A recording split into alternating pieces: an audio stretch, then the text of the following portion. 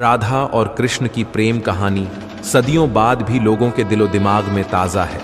एक ऐसा प्रेम जिसमें किसी ने कृष्ण भक्ति की राह देखी तो किसी ने इस कहानी को विरह का गीत समझकर गुनगुनाया।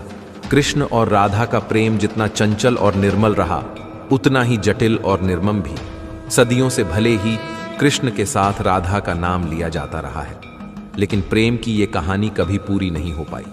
आज भी ये सवाल लोगों को कचोटता है कि राधा और कृष्ण का प्रेम कभी शादी के बंधन में क्यों नहीं बंध पाया। जिस शिद्दत से कृष्ण और राधा ने एक दूसरे को चाहा, वो रिश्ता विवाह तक क्यों नहीं पहुंचा। आखिर किसके श्राप से संसार की सबसे बड़ी प्रेम कहानी विरह का गीत बनकर रह गई। राधा केवल भगवान कृष्ण की दीवानी बनकर रह गई। यह बात तो सोचने पर मजबूर करती है। राधा कृष्ण का विवाह क्यों नहीं हुआ?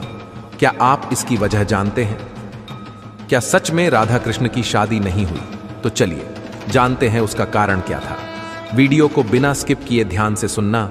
अगर आप श्री कृष्ण के सच्चे भक्त हैं तो हे प्रभु, जो इस वीडियो को लाइक करके चैनल को सब्सक्राइब करता है, उसकी हर मनोकामना पूर्ण करना। दोस्तों, शास्त्रों में इस संबंध में कई तरह की धारणाएं प्रचलित हैं। कोई कहता है कि राधा कोई और नहीं, श्री कृष्ण का ही एक रूप थी। विद्वान कहते हैं कि स्कंद पुराण में श्री कृष्ण को आत्माराम कहा गया है, अर्थात जो अपनी आत्मा में ही रमण करते हुए आनंदित रहता है, उसे किसी अन्य की आवश्यकता नहीं है। आनंद के लिए उनकी आत्मा तो राधा ही है। अतः राधा और कृष्ण को कभी अलग नहीं कर सकते हो, फिर विवाह होना और बिछड़ने का सवाल ही नहीं उठता। श्री कृष्ण ने ही खुद को दो रूपों में प्रकट किया है। यह भगवान का एक मनोरूप रूप है। पुराणों में उनके इस रूप को रहस्य, आध्यात्म और दर्शन से जोड़कर देखा गया। ब्रह्मवैवर्त पुराण की एक पौराणिक कथा के अनुसार श्री कृष्ण के साथ राधा गोलोक में रहती थी। एक बार उनकी अनुपस्थिति में श्री कृष्ण अपनी दूसरी पत्नी विरजा के साथ घूम रहे थे। तभी राधा आ गई। वे विरजा पर नाराज होकर वहां से चली गई। श्री कृष्ण के सेवक और मित्र श्री दामा को राधा का यह व्यवहार ठीक नहीं लगा और वे राधा को भला बुरा कहने लगे। तभी राधा ने क्रोधित होकर श्री दामा को अगले जन्म में शंखचूड़ नामक राक्षस बनने का श्राप दे दिया। इस पर श्री दामा ने भी उनको पृथ्वी लोक पर मनुष्य रूप में जन्म लेकर 100 वर्ष तक कृष्ण विछोह का श्राप दे दिया। राधा को जब श्राप मिला था, तब श्री कृष्ण ने उनसे कहा था कि तुम्हारा मनुष्य रूप में जन्म तो होगा, लेकिन तुम सदैव मेरे पास रहोगी। यही कारण था कि राधा और श्री कृष्ण का बचपन में विछोह हो गया था। रामचरितमानस के बालकांड के अनुसार एक बार विष्णु जी ने नारद जी के साथ छल किया था। उन्हें खुद का स्वरूप देने के बजाय वानर का स्वरूप दे दिया था।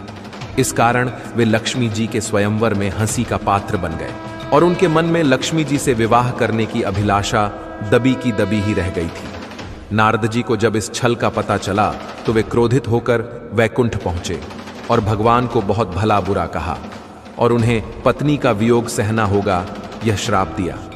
नारद जी के इस श्राप की वजह से रामावतार में भगवान रामचंद्र जी को सीता का वियोग सहना पड़ा था और कृष्णावतार में देवी राधा का।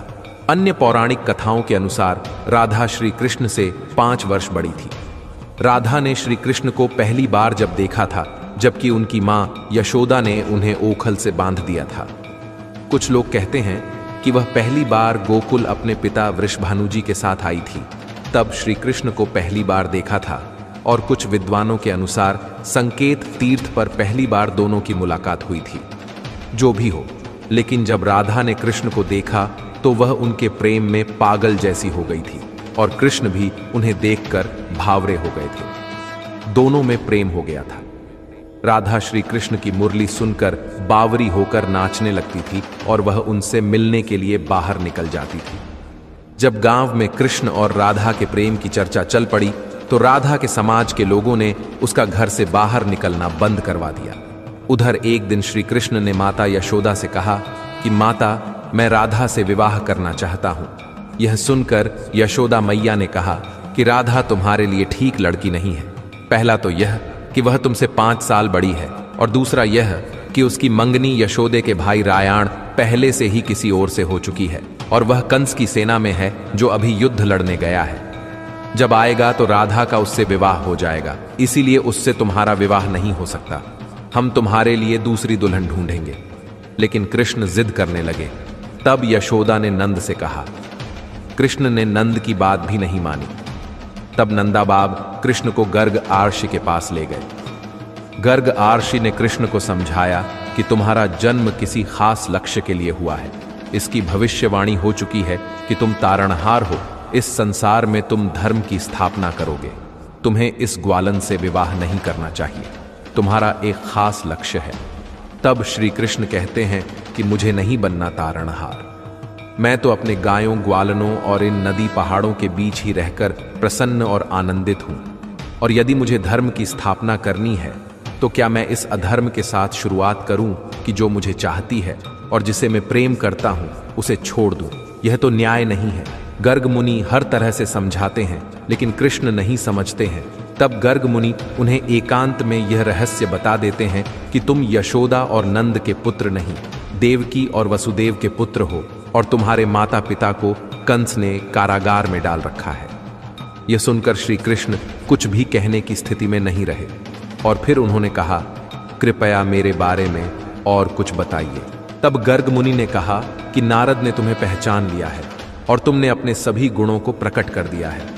तुम्हारे जो लक्षण इस ओर संकेत करते हैं कि तुम ही वह महापुरुष हो जिसके बारे में आर्षि मुनि चर्चा करते हुए आ रहे हैं। यह सुनकर श्री कृष्ण चुपचाप उठे और गोवर्धन पर्वत की सबसे ऊंची चोटी पर जाकर अकेले आकाश को देखने लगे। बस वे वहीं दिन भर रहे और सूर्यास्त के समय ज्ञान को उपलब्ध हो गए। वहीं से उनकी दशा और दिशा बदल गई। मित्रों, भगवान कृष्ण ने राधा से विवाह नहीं किया। इस बात का पुराणों में उल्लेख तो दिया गया है, लेकिन इसके अलग अलग कारण बताए गए हैं। आज हम आपको उन्हीं कारणों के बारे में बताएंगे। पौराणिक कथाओं के अनुसार भगवान कृष्ण एक कुशल कूटनीतिज्ञ थे, लेकिन राधा तो वह दीवानी थी जिसे केवल प्रेम ही प्रेम समझ में आता है। कहा जाता है कि भगवान कृष्ण और राधा की प्रेम कहानी तो बचपन में ही शुरू हो गई थी। वैसे तो राधा कृष्ण से बड़ी थी, लेकिन फिर भी उनके मन में भगवान कृष्ण के लिए प्रेम भाव जाग उठा। यह बात तो हर कोई जानता है कि भगवान कृष्ण विष्णु जी के अवतार हैं, मगर राधा को लक्ष्मी जी का स्वरूप माना गया है और वह हर अवतार में उनकी पत्नी बनकर धरती पर अवतरित होंगी। इस बात का उन्होंने प्रण लिया था। इसी वजह से यह तो तय था कि भगवान विष्णु हर अवतार में देवी लक्ष्मी से ही विवाह करेंगे। श्री कृष्ण लीला का वर्णन करने वाले गर्ग मुनि की रचना गर्ग संहिता की माने तो श्री कृष्ण जब नंद बाबा की गोद में खेल रहे थे, तभी उन्हें एक अद्भुत शक्ति का आभास हुआ, जो और कोई नहीं, राधा थी। वह तुरंत ही बाल्यावस्था छोड़कर यौवन अवस्था में आ गई थी। फिर उसी समय ब्रह्मदेव ने राधा कृष्ण का विवाह कर दिया। उसके बाद सब सामान्य हो गया। विवाह के बाद ब्रह्मदेव और लक्ष्मी स्वरूप राधा जी दोनों अंतर्ध्यान हो गए और भगवान श्री कृष्ण वापस बाल्यावस्था में लौट गए।